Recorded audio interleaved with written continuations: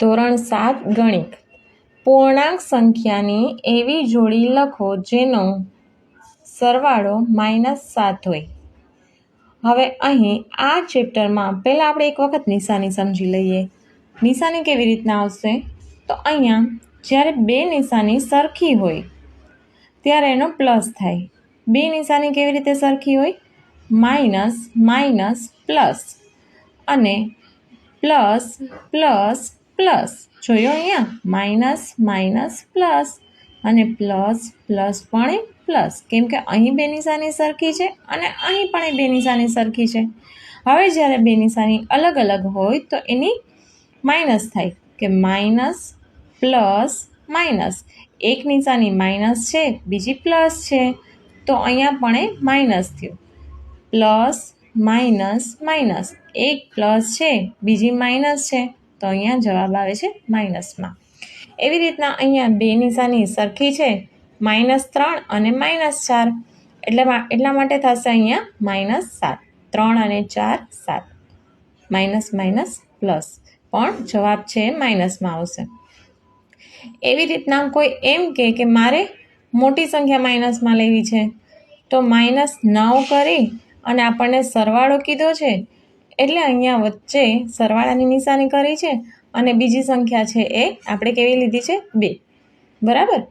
હવે -9માંથી 2 જાય, minus plus minus થાય, માઇનસ પ્લસ માઇનસ થાય, એટલા માટે થઈને 9માંથી 2 કાઢવાના છે। 9માંથી 2 કાઢીએ તો જવાબ આવે છે 7। એની આગળ 7ની આગળ માઇનસ એટલા માટે કર્યા છે કે આ બેમાંથી મોટી સંખ્યામાં જે નિશાની હોય એ નિશાની અહીંયા આવે। આપણી પાસે મોટી સંખ્યા છે 9 અને મોટી સંખ્યામાં નિશાની છે માઇનસની, એટલા માટે અહીં લખ્યા છે -7। Okay, clear?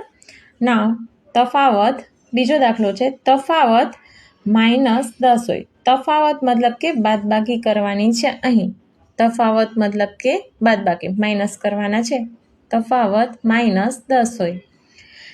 હવે બે સંખ્યા લઈએ, કોઈ પણ બે સંખ્યા લઈ શકીએ, એવું નથી મેં લીધું છે એ જ તમે લઈ શકો, પણ જેનો તફાવત મતલબ કે બે સંખ્યાની વચ્ચેની નિશાની માઇનસ હોવી જોઈએ, બરાબર। તફાવત જેનો -10 હોય, બરાબર, એટલે કે જવાબ આપણને કેવો મળવો જોઈએ? 10 મળવો જોઈએ। તો કેવી રીતના મળશે? તો આપણે અહીંયા લઈ લીધા છે, પહેલી સંખ્યા છે -5 માઇનસ બીજી સંખ્યા પણ છે +5, બરાબર। માઇનસ માઇનસ તો પ્લસ થઈ જશે, એટલે અહીંયા માઇનસની સંખ્યા નથી લીધી।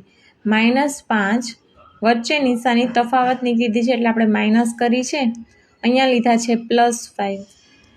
હવે માઇનસ પ્લસ માઇનસ થયા, માઇનસ પ્લસ માઇનસ કર્યા, બરાબર। -5 અને માઇનસ માઇનસ માઇનસ પ્લસ -5, આ માઇનસ છે, અહીંયા 5 છે, તો એમાં કંઈ ચેન્જ નહીં થાય, કેમ કે એ છે કાઉન્સ, અગર નિશાની પછી જે કાઉન્સ આવતો હોય ને એમાં જ નિશાની ચેન્જ થાય છે। નિશાનીની પહેલાં કોઈ કાઉન્સ આવતો હોય તો એમાં નિશાની ચેન્જ થતી નથી। અહીંયા -5 છે એ તો એઝ ઇટ ઇઝ એમણામ જ રાખવાના છે। હવે અહીંયા જોવાનું છે કે માઇનસ પ્લસ માઇનસ, એટલે માઇનસ માઇનસ પ્લસ થયો, પણ નિશાની આવશે માઇનસની। એવી રીતના આપણે અહીંયા લઈએ, એક રકમ લીધી છે -7, વચ્ચે તફાવત કીધો છે એટલે માઇનસની નિશાની કરી છે, અને બીજી રકમ લીધી છે +3। જે અહીંયા નિશાની છે એની પહેલાં જે કાઉન્સ છે તો એમાં કોઈ ચેન્જ નહીં થાય, એ એઝ ઇટ ઇઝ રાખવાના છે। -7ના -7 એમણામ રાખવાના છે, minus plus minus, minus plus minus, બરાબર, અને એટલે અહીંયા 3 છે કેવા છે? માઇનસ બન્યા છે। હવે -7 અને -3, -7 અને -3, minus minus plus, minus minus plus થઈ જશે, પણ નિશાની કેવી આવશે? માઇનસની, એટલે 7 ને 3 કેવા થયા? 10, બરાબર, ક્લિયર? ઓકે, હવે ત્રીજો દાખલો છે। અહીંયા એવું કીધું છે કે એવી જોડી લખો કે જેનો સરવાળો છે એ 0 આવતો હોય. સરવાળો 0 ક્યારે આવે? કે જ્યારે બંને સંખ્યા છે એ સરખી હોય પરંતુ એકબીજાની વિરુદ્ધમાં હોય. બે સંખ્યાઓ સરખી હોય પરંતુ એકબીજાની વિરુદ્ધમાં હોય તો જ સરવાળો 0 આવે. જેમ કે અહીંયા +5 છે, +5 +-5 +- થઈ જાય, એટલા માટે થઈને 5 - 5 = 0. જેમ કે અહીંયા આપણે બીજી સંખ્યા લખીએ કોઈ પણ કે 7, સરવાળો કીધું છે એટલે વચ્ચે સરવાળાની નિશાની કરશું, પણ બીજી સંખ્યા આ પ્લસ છે તો આ એની અપોઝિટમાં લખશું -7. હવે